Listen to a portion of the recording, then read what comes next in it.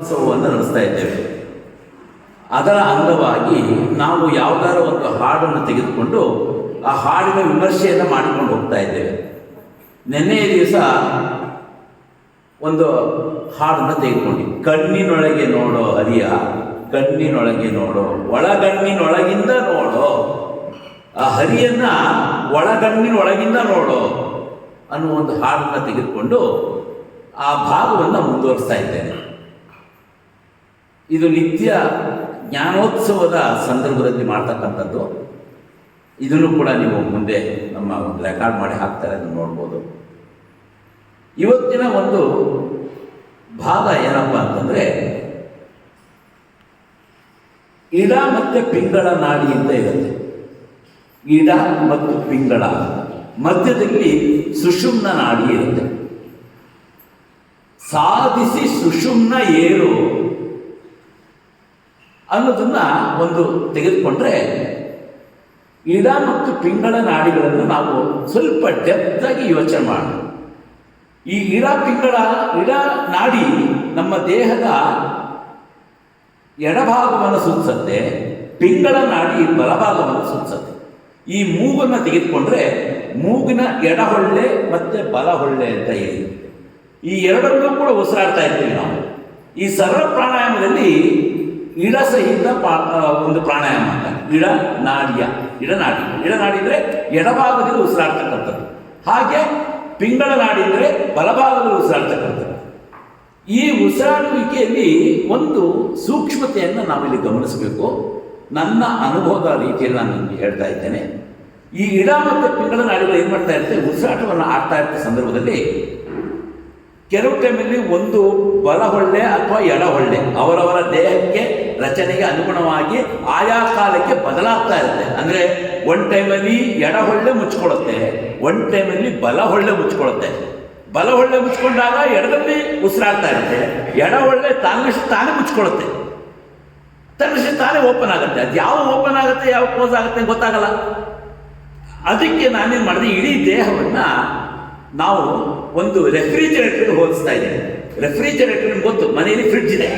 ಆ ಫ್ರಿಡ್ಜಿನ ಕೆಲಸ ಏನಪ್ಪ ಅಂತಂದರೆ, ಒಳಗಿನ ವಾತಾವರಣವನ್ನು ಯಾವಾಗಲೂ 0 ಡಿಗ್ರಿ ತರೋದು. ಅಂದರೆ ಒಳಗಡೆ ಏನಿಟ್ಟರು ಐಸ್ ಆಗುತ್ತೆ, ಅಂದರೆ 0 ಡಿಗ್ರಿ ಮಾಡೋದು. ಆ 0 ಡಿಗ್ರಿಯಿಂದ ಆಚೆ ಹೋಯ್ತು ಅಂದರೆ ಅವಾಗೇನು ಮಾಡುತ್ತೆ, ಆಟೋಮೆಟಿಕ್ಕಾಗಿ ಮೋಟ್ರ್ ಆನ್ ಆಗುತ್ತೆ. ಮೋಟ್ರ್ ಆನ್ ಆದ ತಕ್ಷಣ 10 ಡಿಗ್ರಿ 15 ಡಿಗ್ರಿ ಬಂದಿದ್ರೆ ಆಟೋಮೆಟಿಕ್ಕಾಗಿ ಅದು 0 ಡಿಗ್ರಿ ಬರುತ್ತೆ. ಯಾವ 0 ಡಿಗ್ರಿ ಬರುತ್ತೆ, ತನ್ನಷ್ಟು ತಾನೇ ಮೋಟ್ರ್ ಆಫ್ ಮಾಡ್ಬೋದು. ನೋಡಿ, ಈ ಇಡೀ ದೇಹ ನಾವು ಒಂದು ಹವಾನಿಯಂತ್ರಿತ ಒಂದು ಯಂತ್ರಕ್ಕೆ ಇದನ್ನು ಹೋಲಿಸ್ತಾ ಇದ್ದೀವಿ. ಇದನ್ನು ನಮ್ಮ ದೇಹದ ಒಳಗಡೆಗೆ ಒಂದು ಉಷ್ಣತೆಯನ್ನು ಕಾಪಾಡುತ್ತೆ. ಯಾವುದು ನಮ್ಮ ಈ ಉಸಿರಾಟ ಕಾಪಾಡೋದು. ನೋಡಿ, ಉಸಿರಾಟ ಪದಕ್ಕೆ ಎಷ್ಟು ಸಂಬಂಧ ಇದೆ ಅಂತ. ಈ ಉಸಿರಾಟವು ನಮ್ಮ ದೇಹದ ಉಷ್ಣತೆಯನ್ನು ಕಾಪಾಡುತ್ತೆ ಅಂತ. ಹಾಗಾದರೆ ಉಷ್ಣತೆ ಎಷ್ಟಿದೆ? ಸಾಮಾನ್ಯವಾಗಿ 36 degree centigrade, 36 degree C. Fan heater ತೊಗೊಂಡ್ರೆ 97 ಡಿಗ್ರಿ ಎಫ್ ಅಂದರೆ ಫ್ಯಾನ್. 2 ರೀತಿಯಲ್ಲಿ ಇದನ್ನು ನಾವು ಅಳಿತೀವಿ. ನಾವು ಯಾವ್ದಾದ್ರು ಒಂದು ತಗೋಬೋದು. 97 ಡಿಗ್ರಿ ಇದ್ರೆ 108 ಡಿಗ್ರಿ ನೀವು ಕೇಳ್ಬೋದು. 102 ಡಿಗ್ರಿ ಇದೆ, 103 ಡಿಗ್ರಿ ಇದೆ ಅಂತ ಡಾಕ್ಟರ್ ಹೇಳ್ತಿರ್ತಾರೆ. ಅಂದರೆ 103 ಡಿಗ್ರಿ ಫ್ಯಾರನ್ಹೀಟ್. ಅಂದರೆ ನಮಗೆ ಹುಷಾರಿಲ್ಲದೆ ಇದ್ದಾಗ ಉಷ್ಣತೆ ಏರ್ತಾ ಹೋಗುತ್ತೆ.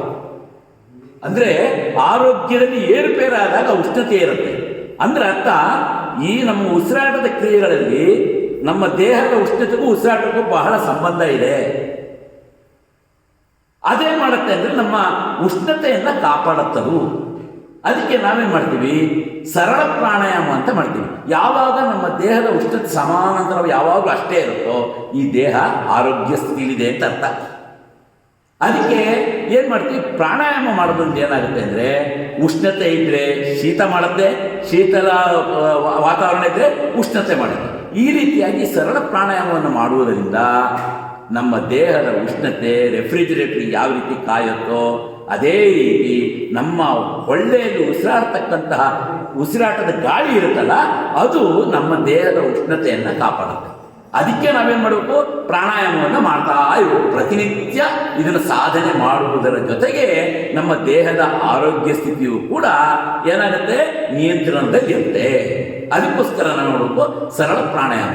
ನಾನು ನಿನ್ನೆ ಹೇಳಿದ್ದೆ, ಮೂಗನ್ನು ಹೀಗೆ ಇಟ್ಕೋಬೇಕು ಅಂತ ಹೀಗೆ ಇಟ್ಕೊಂಡು, ಅಂದರೆ ಬಲ ಹೊಳ್ಳೆ ಈ ರೀತಿ ಬಲಗೈಲಿ ಇಟ್ಕೋಬೇಕು, ಈ ರೀತಿಯಾಗಿ ಹೀಗೆ ಕೈ ಬಿಟ್ಟಿರಬೇಕು, ಉಸಿರಾಟ ಮಾಡಬೇಕು. ಹಾಗೆ ಎಡ ಹೊಳ್ಳೆ ಮುಚ್ಕೋಬೇಕು, ಬಲ ಹೊಳ್ಳೆಯಿಂದ ಉಸಿರಾಡಬೇಕು. ಈ ರೀತಿಯಾಗಿ ಇದು ಸರಳ ಪ್ರಾಣಾಯಾಮ ಅಂತೀವಿ. ಅನುಲೋಮ ಪ್ರಾಣಾಯಾಮ, ವಿಲೋಮ ಪ್ರಾಣಾಯಾಮ ಅಂತ ಎರಡು ವಿಧ ಇದೆ. ಅನುಲೋಮದಲ್ಲಿ ಮಾಡ್ತೀವಿ, ಒಂದೇ ಕಡೆ ಉಸಿರಾಡ್ತೀವಿ, ಎಡ ಹೊಳ್ಳೆಯಿಂದ ತಗೊಳ್ಳೋದು, ಎಡ ಹೊಳ್ಳೆಯಿಂದ ಬಿಡೋದು. ವಿಲೋಮ ಪ್ರಾಣಾಯಾಮ ಅಂತಂದರೆ ಎಡ ಹೊಳ್ಳೆಯಿಂದ ತೆಗೆದುಕೊಂಡು ಬಲ ಹೊಳ್ಳೆಯಿಂದ ಬಿಡೋದು, ಬಲ ಹೊಳ್ಳೆಯಿಂದ ತೆಗೆದುಕೊಂಡು ಎಡ ಹೊಳ್ಳೆಯಿಂದ ಬಿಡೋದು. ಇದು ಸರಳ ಪ್ರಾಣಾಯಾಮ. ಇದನ್ನು ನಾವು ಪ್ರಾಣಾಯಾಮವನ್ನು ಯಾರು ಸಿದ್ಧಿಸಿಕೊತಾರೋ ಅವರಿಗೆ ದೇಹದ ಆರೋಗ್ಯವೂ ಬರುತ್ತೆ, ಜೊತೆಗೆ ಮನಸ್ಸಿನ ಕಾಯಿಲೆ ಇರ್ತಕ್ಕಂಥದ್ದು ಹೋಗುತ್ತೆ, ಮನಸ್ಸು ಶುದ್ಧಿ ಆಗುತ್ತೆ.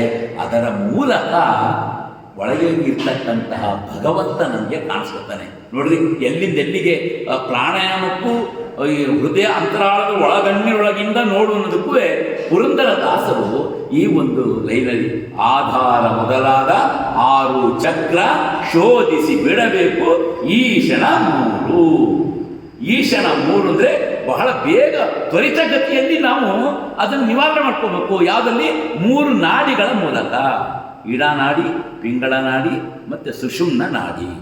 ಇನ್ನು ನಾಡಿಯ ಬಗ್ಗೆ ಇನ್ನು ಮುಂದಿನ ಭಾಗದಲ್ಲಿ ಹೇಳ್ತಾ ಹೋಗ್ತೀನಿ ಅಂತ ಹೇಳ್ತಾ ಇವತ್ತಿನ ಒಂದು ಜ್ಞಾನವನ್ನು ಭಗವಂತನಿಗೆ ಪಾದಾರ್ಪಣೆಗೆ ಅರ್ಪಿಸ್ತಾ ಇದ್ದೇನೆ. ಹರೇ ಶ್ರೀನಿವಾಸ, ಗುರೋ ರಾಘವೇಂದ್ರ, ಹರೇ ಪಾಂಡುರಂಗ.